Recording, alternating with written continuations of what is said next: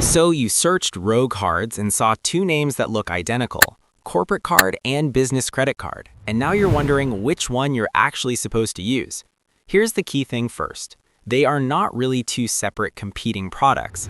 The Rho Corporate Card is a type of business card, but technically it works like a charge card, not a traditional credit card. That difference changes how cash flow works. The Rho Corporate Card is designed for companies managing team spending. You can issue cards to employees, set limits, and track expenses automatically inside accounting tools. It earns up to about 2% cash back and has no annual fee or platform fee. And approval doesn't require a personal guarantee because liability stays with the business. But it does have a downside. You usually can't revolve debt. The balance must be paid in full on schedule, so businesses with unstable cash flow can struggle. Now, what people call the Rho Business Credit Card is basically referring to using Rho as a financing card.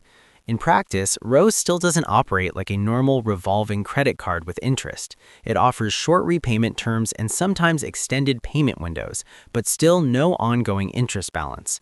That means it helps with operational spending, not long-term borrowing. But there is a downside. If you actually want to carry debt month to month like a traditional credit card, this won't behave that way. So who should use which?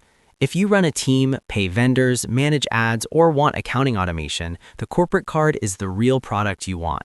If you're a small owner expecting a typical credit card where you borrow and slowly repay, Rho isn't built for that at all. They don't compete with each other. It's more about expectation versus structure, expense management tool versus borrowing tool.